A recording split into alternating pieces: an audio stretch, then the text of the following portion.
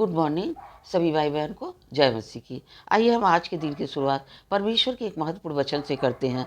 वचन है भजन संहिता 119 का 1 और 2। वचन कहता है, क्या ही धन्य है वे जो अपने चाल के खरे हैं और यहोवा की व्यवस्था पर चलते हैं। यहाँ वचन कहता है वो धन्य है, वो व्यक्ति विशेष है, इम्पोर्टेंट है, जो चाल के खरे हैं, जो अपनी चाल चलन को ध्यान देता है और सोचता है कि मैं परमेश्वर की आज्ञा के अनुसार, नियम के अनुसार और उसकी व्यवस्था के अनुसार चलना है। वह अपने जीवन में जो कुछ भी करता है वो खराई से करता है और परमेश्वर को ध्यान में रखते हुए परमेश्वर के भय में कार्य को करता है। जो भय में परमेश्वर के कार्य करता है उसी को कहते हैं कि वह खराई से काम करता है, यानी उसके अंदर परमेश्वर का भय रहता है कि हमें क्या सही है क्या गलत है इसकी पहचान करके बोलना और करना है।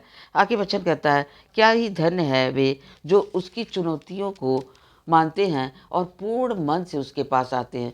चुनौती यानी परमेश्वर ने अपनी आज्ञाओं में और कई जगह ये बताया है कि ये हमें करना है और ये नहीं करना है। उन चुनौतियों को, उन बातों को हमें ध्यान देते हुए जीवन में सफ़र करना है कि क्या गलत है और क्या सही है। जो गलत है उस रास्ते पर हमें नहीं जाना है, जो सही है उसी रास्ते पर हमें जाना है। क्योंकि दो रास्ते वचन में बताए गए हैं, एक सकरा एक चौड़ा। चौड़े में आज पूरी दुनिया चल रही है, मगर सकरे में कुछ लोग जाते हैं।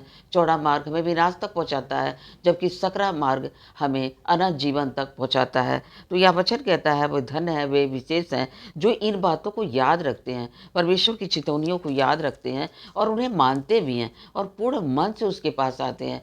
यानी वो कभी भी इसे भार समझकर परमेश्वर की आज्ञाओं को नहीं मानते, बल्कि वो बड़े प्यार से मानते हैं। क्योंकि जिस तरह परमेश्वर ने हमसे प्रेम किया, हमें भी परमेश्वर से उसी तरह प्रेम करना चाहिए। जब हम परमेश्वर से प्रेम करेंगे तो उसकी व्यवस्थाओं को मानेंगे, उसकी आज्ञाओं और नियमों को मानेंगे और उसकी चेतावनियों को ध्यान देंगे और इसी पर चलने का कोशिश करेंगे। जितने खरे हैं, जैसे अय्यूब था, इतना दुख पड़ने पर भी वो खराई से परमेश्वर की राहों में चलता रहा, क्योंकि उसे पता था कि हमारा छुड़ाने वाला जीवित है और एक दिन अवश्य वह मुझे खड़ा करेगा। और परमेश्वर ने अय्यूब को खड़ा भी किया और जितनी आशीषें उसकी छिन गई थी, परमेश्वर ने उसका 10 गुना करके उसको वापस किया। इस तरह यदि हम परमेश्वर की बातों को अपने जीवन में मानते हैं, उसकी व्यवस्थाओं को मानते हैं, उसकी चेतावनियों को मानते हैं कि उसने हमें क्या क्या चेताया है और पूर्ण मन से उसके पास आते हैं, तो परमेश्वर हमें अपने आशीषों से भरता है।